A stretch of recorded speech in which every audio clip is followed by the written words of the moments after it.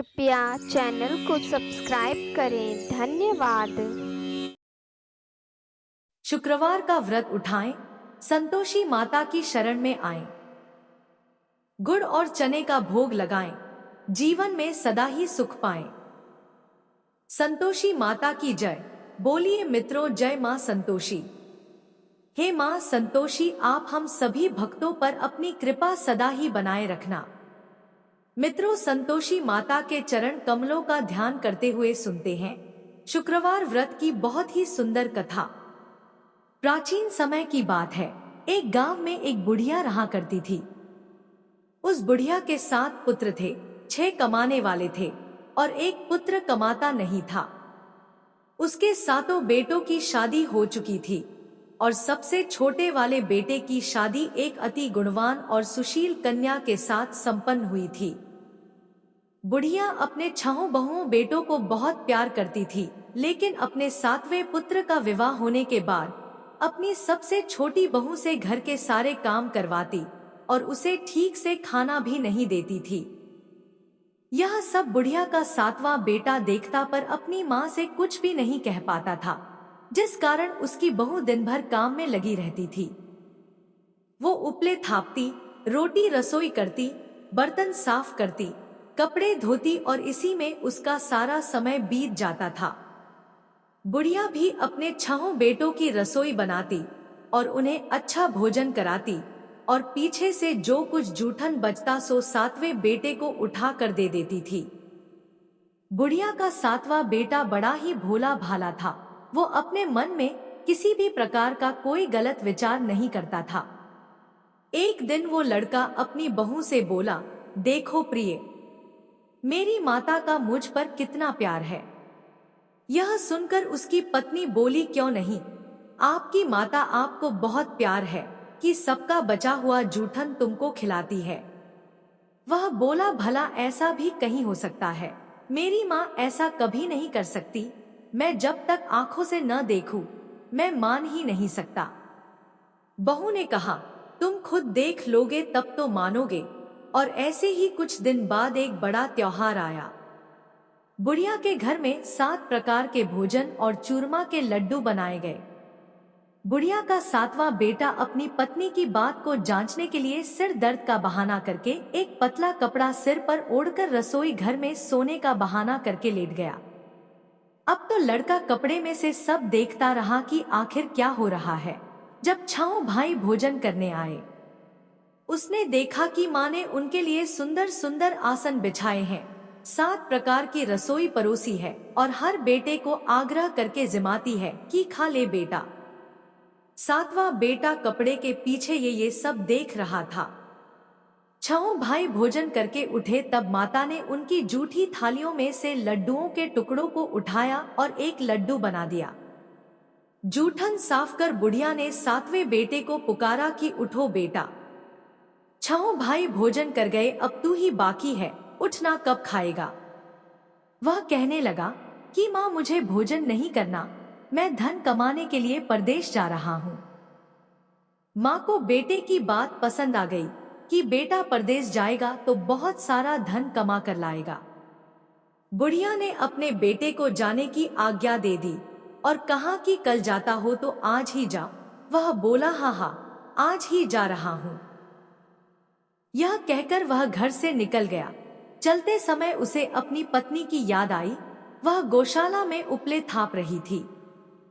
वहीं पर जाकर वो अपनी पत्नी से बोला, हम जावे हैं परदेश को, आगे सो कुछ काल, तुम रहियो संतोष से, धर्म आपनो पाल। वह बोली, जाओ पिया आनंद से, हमरू सोच हटाए, राम भरोसे हम रहें, ईश्वर तुम्हें सहाय।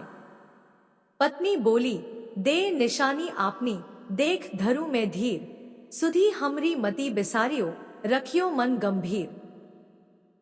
वो बोला कि मेरे पास तुम्हें देने के लिए तो कुछ भी नहीं है, बस यह एक अंगूठी है, सो ले लो और अपनी कुछ निशानी मुझे भी दे दो।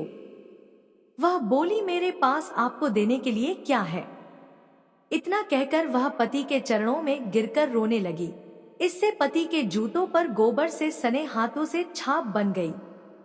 वह घर से चल दिया और कई दिनों तक चलता रहा और चलते चलते वो एक दूर देश में जा पहुंचा। वहां पर एक बड़े साहूकार की दुकान थी। वहां जाकर वो कहने लगा, सेठ जी, मुझे धन की बहुत आवश्यकता है, मुझे आप नौकरी पर रख लो। साहूकार को भी काम के लिए एक व्यक्ति की जरूरत थी, तो वह बोला कि ठीक है, रह जाओ। लड़के ने पूछा कि साहूकार जी, वेतन क्या दोगे?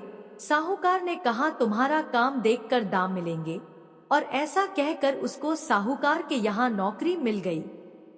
वह रोज सवेरे 7 बजे से रात तक सेठ के पास नौकरी करने लगा।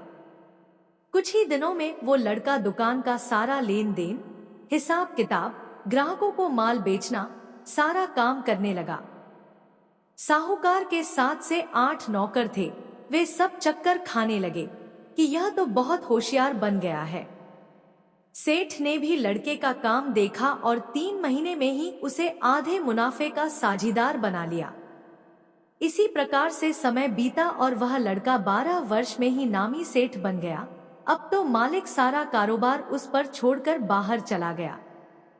संतोषी माता व्रत कथा के अनुसार अब बहू पर क्या क्या बीत रही है, सो आप सुनो। बेटे के जाने के बाद सास अपनी बहू को बहुत दुख देने लगी। सास सारी गृहस्थी का काम करवाकर बहू को लकड़ी लेने जंगल में भेज देती।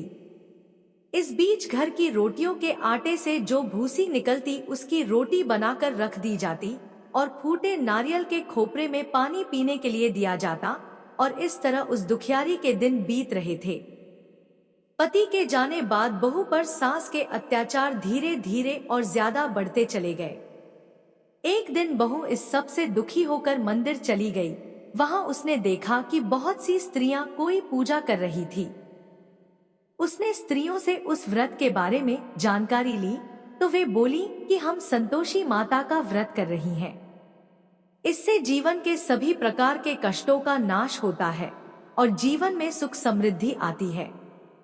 निपुत्र को पुत्र मिलता है, प्रीतम बाहर गया हो तो जल्दी अपने घर को आता है। कुंवारी कन्या को मनपसंद वर मिलता है, सब तरह की सुख शांति प्राप्त होती है और जो कुछ मन में कामना हो वे सब इस संतोषी माता की कृपा से पूरी हो जाती है।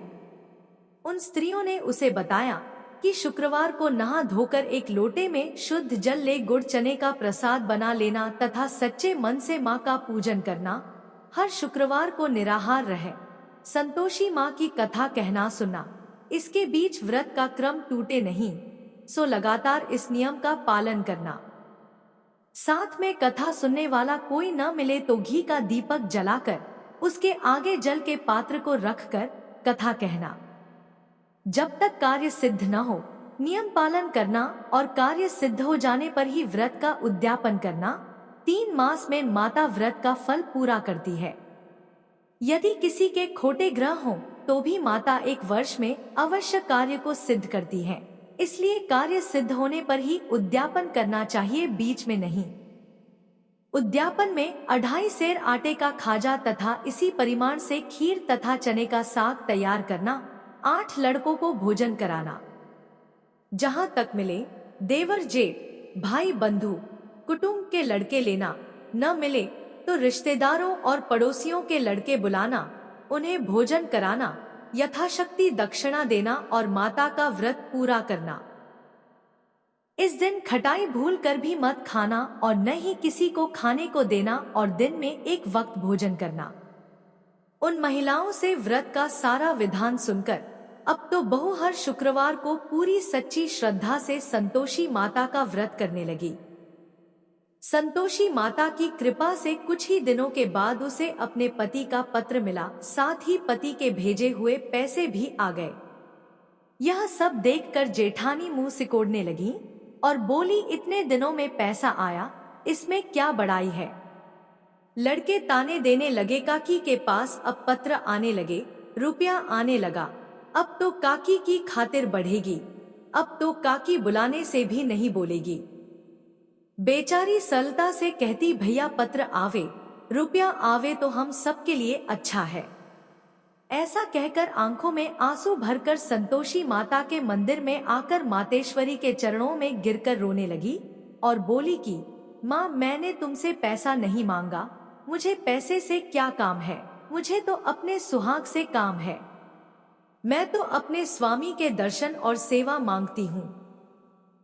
तब माता ने प्रसन्न होकर कहा, जा बेटी, तेरा स्वामी बहुत जल्दी तेरे पास आएगा। यह सुनकर वह खुशी से बावली हो गई और घर में जा काम करने लगी। अब संतोषी माँ विचार करने लगी कि इस भोली भाली पुत्री से मैंने कह तो दिया तेरा पति आएगा, पर कहां से? वह तो स्वप्न में भी इसे याद नहीं करता, उसे याद दिलाने मुझे जाना पड़ेगा। इस तरह माता बुढ़िया के बेटे के पास स्वप्न में प्रकट होकर कहने लगी, साहूकार के बेटे, सोता है या जागता है? वह बोला, माता, सोता भी नहीं हूँ, जागता भी नहीं हूँ, बीच में ही हूँ, कहो क्या आ गया है? माँ कहने लगी, तेरा घर बार कुछ है या नहीं? वह बोला, मेरा सब कुछ है माता, माँ बाप, भाई बहन, बहू, क्या कमी है?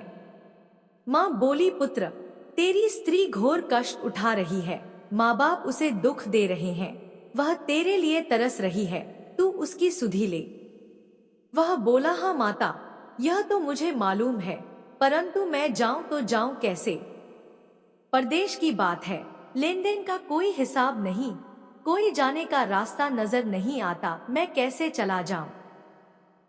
माँ कहने लगी, मेरी बात मान, सवेरे नहा धोकर संतोषी माता का नाम ले और एक घी का दीपक जला, दंडवत होकर दुकान पर जाकर बैठना, देखते ही देखते तेरा लेन देन सब चुकता हो जाएगा, जमा माल बिक जाएगा, सांझ होते होते धन का ढेर लग जाएगा। जब सवेरे उठकर उसने लोगों से अपने सपने की बात कही तो वे सब उसकी बात अनसुनी कर खिल्ली उड़ाने लगे कि कहीं सपने भी सच होते हैं। पर एक बूढ़ा बोला, देख भाई, मेरी बात मान, इस प्रकार साथ झूठ करने के बदले देवता ने जैसा कहा है वैसा ही करने में तेरा क्या जाता है? वह बूढ़े की बात मान, स्नान कर संतोषी माँ को दंडवत कर घी का दीपक जला, दुकान पर जा बैठा। थोड़ी देर में वह क्या देखता है कि देने वाले रुपया लाए, लेने वाले हिसाब लेने लगे, कोटे से भरे सामानों के खरीदार नकद दाम में सौदा करने लगे, शाम तक धन का ढेर लग गया। माता का चमत्कार देख प्रसन्न होकर मन में माता का नाम लेकर अपने घर ले जाने के लिए गहना कपड़ा खरीदने लगा और वहां के काम से निपटकर वह घर को रवाना हुआ। वहां बहू बेचारी जंगल में लकड़ी लेने जाती है, लौटते वक्त माँ के मंदिर पर विश्राम करती है। वह तो उसका रोजाना रुकने का स्थान था। दूर से धूल उड़ती देख वह माता से पूछती है, हे माता, यह धूल कैसी उड़ रही है? माँ कहती है, हे पुत्री, तेरा पति आ रहा है। अब तू ऐसा कर, लकड़ियों के 3 बोझ बना ला, एक नदी किनारे रख, दूसरा मेरे मंदिर पर और तीसरा अपने सिर पर रख। तेरे पति को लकड़ी का गट्ठा देखकर मोह पैदा होगा, वह वहां रुकेगा, नाश्ता पानी बना खाकर माँ से मिलने जाएगा। तब तू लकड़ियों का बोझ उठाकर घर जाना और बीच चौक में गट्ठा डालकर 3 आवाजें जोर से लगाना, लो सासू जी, लकड़ियों का गट्ठा लो, भूसी की रोटी दो और नारियल के खोपरे में पानी दो, आज कौन मेहमान आया है? माता की बात सुन बहू, बहुत अच्छा माता कहकर प्रसन्न होकर लकड़ियों के 3 गड्ढे ले आई। एक नदी तट पर, एक माता के मंदिर पर रखा और एक सिर पर रखा। इतने में ही वहां एक मुसाफिर आ पहुंचा। सूखी लकड़ी देख उसकी इच्छा हुई कि अब यहीं विश्राम करे और भोजन बना खाकर गांव जाए, और इस प्रकार भोजन बना विश्राम कर वह गांव को गया। वो घर में सबसे प्रेम से मिला और उसी समय बहू सिर पर लकड़ी का गट्ठा लिए घर में आती है। लकड़ी का भारी बोझ आंगन में डाल, जोर से 3 आवाज देती है, लो सासू जी, लकड़ी का गट्ठा लो, भूसी की रोटी दो, नारियल के खोपरे में पानी दो। यह सुनकर सास बाहर आ गई। अपने दिए हुए कष्टों को भुलाते हुए कहती है, बहू ऐसा क्यों कहती है? तेरा मालिक, तेरा पति आया है, आ बैठ, मीठा भात खा, भोजन कर, कपड़े गहने पहन। इतने में आवाज सुन उसका स्वामी बाहर आता है और अपनी अंगूठी देख व्याकुल हो माँ से पूछता है, माँ यह कौन है? माँ कहती है, बेटा यह तेरी बहू है। आज 12 वर्ष हो गए तू जब से गया है, तब से सारे गांव में जानवर की तरह भटकती फिरती है। कामकाज घर का कुछ करती नहीं, 4 समय आकर खा जाती है। अब तुझे देखकर भूसी की रोटी और नारियल के खोपरे में पानी मांगती है। वह लज्जित हो बोला, ठीक है माँ, मैंने इसे भी देखा है और तुम्हें भी देखा है। अब मुझे दूसरे घर की चाबी दो तो उसमें ही रहूंगा। तब माँ बोली, ठीक है बेटा, तेरी जैसी मर्जी। इतना कहकर चाबी का गुच्छा पटक दिया। उसने चाबी लेकर दूसरे कमरे में, जो तीसरी मंजिल के ऊपर था, खोलकर सारा सामान जमाया और एक दिन में ही वहां राजा के महल जैसा ठाट बाट बन गया। अब क्या था, वे दोनों पति पत्नी सुखपूर्वक रहने लगे और इतने में अगला शुक्रवार आया। बहू ने अपने पति से कहा कि मुझे माता का उद्यापन करना है। पति बोला, बहुत अच्छा, खुशी से करो, और वह तुरंत ही उद्यापन की तैयारी करने लगी। जेठ के लड़कों को भोजन के लिए कहने गई। उसने मंजूर किया, परंतु पीछे जेठानी अपने बच्चों को सिखलाती है, देखो रे, भोजन के समय सब लोग खटाई मांगना, जिससे उसका उद्यापन पूरा न हो। लड़के जीमने आए, खीर पेट भरकर खाई, परंतु याद आते ही कहने लगे, हमें कुछ खटाई दो, खीर खाना हमें भाता नहीं, देखकर अरुचि होती है। बहू कहने लगी, खटाई किसी को नहीं दी जाएगी, यह तो संतोषी माता का प्रसाद है। लड़के तुरंत उठ खड़े हुए, बोले, चाची पैसा लाओ। भोली बहू कुछ जानती नहीं थी, सो उन्हें पैसे दे दिए। लड़के उसी समय जा करके इमली ला खाने लगे और यह देखकर बहू पर माताजी ने कोप किया। माता के क्रोध से राजा के दूत उसके पति को पकड़ कर ले गए और जेल में बंद कर दिया। इस सब से जेठ जेठानी बहू को खोटे वचन कहने लगे कि लूट लूट कर धन इकट्ठा करके लाया था, सो राजा के दूत पकड़ कर ले गए। चोर को अब सब मालूम पड़ जाएगा जब जेल की हवा खाएगा तो। बहू से यह वचन सहन नहीं हुए, वो रोती रोती माता के मंदिर में गई। बोली, हे माता, तुमने यह क्या किया? हंसाकर अब क्यों रुलाने में लगी हो? माता बोली, पुत्री, तूने गलत उद्यापन करके मेरा व्रत भंग किया है। तूने इतनी जल्दी सब बातें भुला दी। वह कहने लगी, माता, भूली तो नहीं हूँ, न कुछ अपराध किया है, मुझे तो लड़कों ने भूल में डाल दिया। मैंने भूल से उन्हें पैसे दे दिए, मुझे क्षमा कर दो। माँ बोली, ऐसी भी कहीं भूल होती है। वह बोली, माँ मुझे माफ कर दो, मैं फिर तुम्हारा उद्यापन करूंगी। माँ बोली, ठीक है, पर अब भूल मत करना। वह बोली, अब नहीं होगी। माँ बोली, जा पुत्री, तेरा पति तुझे रास्ते में ही आता मिलेगा। और वह घर को चल दी। राह में पति आता मिला तो उसने पूछा, तुम कहाँ गए थे? तब वह कहने लगा, इतना धन कमाया है, उसका कर राजा ने मांगा था, वहीं भरने गया था। वह प्रसन्न होकर बोली, भला हुआ, अब घर चलो। कुछ दिन बाद फिर शुक्रवार आया। वह बोली, मुझे माता का उद्यापन करना है। पति ने कहा, ठीक है, करो। वह फिर जेठ के लड़कों से भोजन करने को कहने गई तो जेठानी ने एक दो बातें सुनाई और लड़कों को सिखा दिया कि तुम पहले ही खटाई मांगना। लड़के कहने, जगह में खीर नहीं खाना, जी बिगड़ता है, कुछ खटाई खाने को देना। वह बोली, खटाई खाने को नहीं मिलेगी, आना हो तो आओ। और ऐसे वह ब्राह्मणों के लड़के बुलाकर भोजन कराने लगी। यथाशक्ति दक्षिणा की जगह एक एक फल उन्हें दिया और इससे संतोषी माता प्रसन्न हुई। माता की कृपा होते ही 9वें मास उसको चंद्रमा के समान सुंदर पुत्र प्राप्त हुआ। वो पुत्र को लेकर प्रतिदिन माता जी के मंदिर में जाने लगी। माँ ने सोचा कि यह रोज आती है, आज क्यों न मैं ही इसके घर चलूं, इसका आसरा देखूं तो सही। यह विचार कर माता ने भयानक रूप बनाया। गुड़ और चने से सना मुख, ऊपर सूंड के समान होंठ, उस पर मक्खियां भिन भिना रही थी। दहलीज में पांव रखते ही उसकी सास चिल्लाई, देखो रे, कोई चुड़ैल डाकिन चली आ रही है, लड़कों इसे भगाओ, नहीं तो किसी को खा जाएगी। लड़के डरने लगे और चिल्लाकर खिड़की बंद करने लगे। यह सब बहू रोशनदान में से देख रही थी। प्रसन्नता से पगली होकर चिल्लाने लगी, आज मेरी माता जी मेरे घर आई है। यह कहकर बच्चे को दूध पिलाने छोड़ देती है। इतने में सास का क्रोध फूट पड़ा। बोली, रान इसे देखकर कैसी उतावली हुई है जो बच्चे को पटक दिया। इतने में माँ के प्रताप से जहां देखो वहीं लड़के ही लड़के नजर आने लगे। वह बोली, माँ जी, मैं जिनका व्रत करती हूँ यह वही संतोषी माता है। इतना कह झट से सारे घर के किवाड़ खोल देती है। सबने माता के चरण पकड़ लिए और विनती कर कहने लगे हैं, माता हम मूर्ख हैं, हम अज्ञानी हैं, पापी हैं। तुम्हारे व्रत की विधि हम नहीं जानते। तुम्हारा व्रत भंग कर हमने बहुत बड़ा अपराध किया है। हे माता, आप हमारा अपराध क्षमा करो। इस प्रकार माता प्रसन्न हुई और सभी को आशीर्वाद दिया। माता, आपने बहू को जैसा फल दिया वैसा सबको देना। जो भी भक्त माता की यह कथा पढ़े उसका हर मनोरथ पूर्ण हो। तो बोलिए प्रेम से संतोषी माता की जय।